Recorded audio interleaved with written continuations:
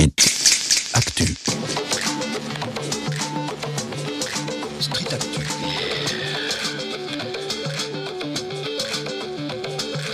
Street Actu. Actu.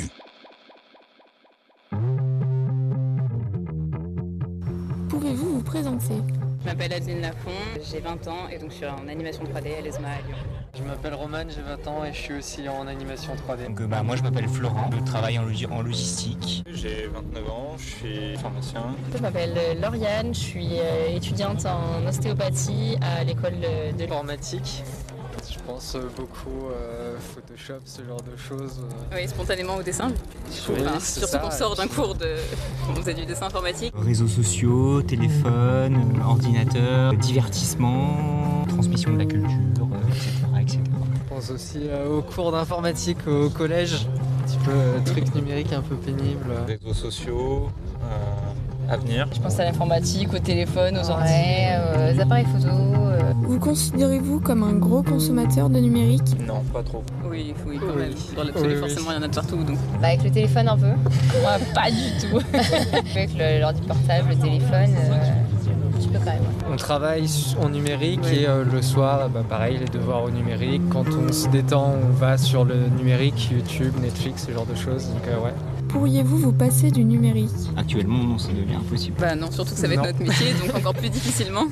Même sans ça, ce serait compliqué. Dans l'absolu, s'il le fallait, ce serait faisable, mais ce serait difficile. Ouais, mais je pense qu'aujourd'hui, on pourrait s'en passer, mais 2 jours, mais on aurait vite besoin de récupérer nos... ça peut se faire. Nos documents, oui. Sans téléphone, tu pars sans téléphone, tu peux faire largement son numérique. Ouais, même pour nos prises de cours et tout. Après, dans le numérique, ça dépend. On en a vite besoin. Si numérique, vous entendez tout ce qui est micro-ondes, tout ça. En termes de communication, ça rapproche les gens de manière substantielle, j'ai envie de dire. On a tout à proximité tout le temps, quoi. Ouais, les applications, tout ça qui nous permettent de trouver commander à manger, trouver des bons plans, des trucs comme ça aide quand même. Pour tout ce qui est urbanisme, tout ce qui est en rapport avec les transports, le Citra, les abonnements, tout ce qui est info, tout ce qui est perturbation qu'il peut y avoir, etc. Donc, Selon vous, qu'est-ce que la 5G ? J'en ai aucune idée, je sais pas du tout. Pas grand chose, j'utilise toujours ma 4G+, donc j'ai pas encore de téléphone 5G, je suppose que ça augmente la rapidité de transmission des informations. C'est un truc qui va super vite. C'est au-dessus de 4G. Voilà, c'est au-dessus de 4G, on va aller super vite, on peut se connecter super vite. Le déploiement de la 5G va-t-il impacter votre quotidien ? je connais pas vraiment les applications de la 5G, si ce n'est que ça aide toujours plus vite. De toute façon, la 5G est à peine sortie qu'on pense déjà à la 6. Donc oui, ça va améliorer les choses. Après, il faut voir concrètement ce que ça va améliorer et comment les collectivités vont pouvoir s'en emparer.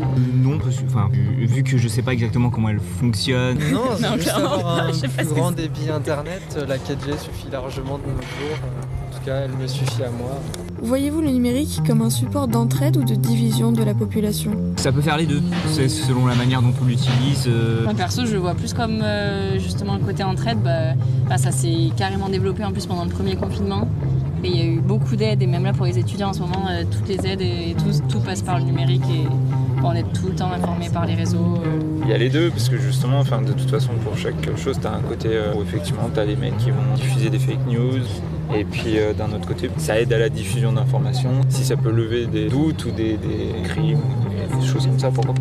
Préférez-vous le numérique sous un support streaming ou un support physique ? Actuellement, en musique, vu que le marché du CD fait à peu près la taille d'un Carrefour, autant aller sur Internet. Après, effectivement, quand il y a des éditions collector de CD ou de concerts ou de que sais-je qui sortent, ça peut être intéressant d'avoir et le marché numérique et le marché physique. Ouais, non, en dur quand même.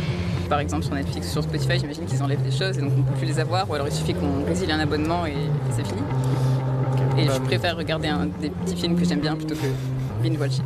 Moi, je préfère l'avantage d'avoir toutes les musiques que je veux sans avoir besoin de les télécharger avant. Peut-être plus Spotify, parce que MP3, fallait mettre les musiques à chaque fois dedans, fallait sélectionner sur ordinateur, fallait utiliser le convertisseur. C'est compliqué. Même il y a quelque chose de nouveau qui sort, c'est direct dessus, c'est facile à trouver. Ouais. Franchement, je dirais quand même le streaming, parce qu'il faut des stockages. J'ai les deux. Donc j'ai un DD et j'ai Netflix. Selon vous, entre ces deux supports, lequel est le plus polluant ? Le stream, parce que les serveurs sont des usines à gaz. Et tout ce qui est stockage de données, en fait, genre les serveurs, c'est ça qui consomme le plus finalement. Parce qu'ils sont allumés H24. Après, je suppose que tout ce qui est extraction de matières premières, aussi pour les objets connectés, etc., il faut bien des matières premières pour les fabriquer. Après, est-ce que la production d'un CD dans les années 80 polluait pas plus que le numérique maintenant ? Vu qu'on n'a pas d'informations, je ne sais pas si on peut faire la comparaison. L'utilisation après par le consommateur, je pense que ça pollue aussi. Quels seraient les gestes à adopter pour limiter l'impact du numérique sur la planète ? C'est une bonne question. Recycler si on a des éléments multimédia, si on... Même les faire réparer au lieu d'en acheter des neufs. Voilà, c'est ça. Acheter aussi du reconditionné, ça se développe aussi beaucoup. Ça paraît bête, mais effacer ses mails. Limiter le nombre de services qu'on utilise, éteindre ses appareils, pas juste les laisser en veille. Limiter le temps qu'on passe dessus, utiliser les serveurs pour générer de la chaleur, là où en hiver on en a besoin. Ce qu'on génère comme déchets servent de matière première ou de source pour quelque chose d'autre. Si vous deviez garder un service du numérique, lequel choisiriez-vous ?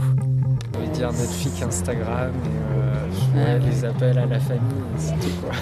On utilise tellement de trucs, c'est un petit peu compliqué de limiter. Et YouTube, parce que c'est tellement gros que personne ne peut s'en passer. Moi GPS, je garderai l'horloge parce que j'ai pas de montre. Non mais allez Instagram parce que c'est joli. Ouais. Il y a des jolies photos. Pour l'art.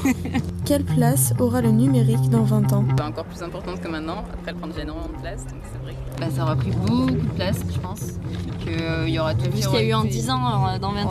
Il y aura, je pense qu'il y aura plein de choses d'automatisées. Même quand on voit qu'avec notre téléphone, on peut fermer notre maison à distance, on peut allumer les lumières, on peut lancer une machine quand on n'est pas là. Je pense qu'il y aura beaucoup de choses qui se seront développées et tout se fera par le numérique. Voiture connectée, ville connectée. Je suis pas sûr que ça soit forcément bon dans tous les sens non plus, mais voir comment on peut allier tout ça pour que ça fasse quelque chose de correct. J'ai envie de dire, soit ça va prendre encore plus de place que ça prend, soit on va réduire un petit peu. Que parfois on retourne un petit peu le physique, comme il y a eu avec les vinyles depuis quelques années, ce genre de choses. Que vous évoque le terme anthropocène ? Que dalle. Comment ? Je sais pas du tout. Enfin, anthropo c'est l'homme, scène je sais pas du tout. Je connais pas du tout. Rien du tout. Rien du tout. L'Anthropocène, c'est cette nouvelle époque dans l'histoire de l'anthropisation de la Terre où il ne fait plus de doute que l'être humain est devenu une force agissant irréversiblement sur l'entièreté de la planète.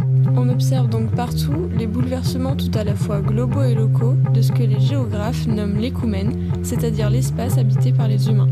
À l'heure de l'Anthropocène, les sciences doivent s'employer non seulement à décrire et comprendre ce phénomène nouveau dans l'histoire de la Terre, mais encore à proposer des solutions et moyens d'action pour répondre à ces enjeux.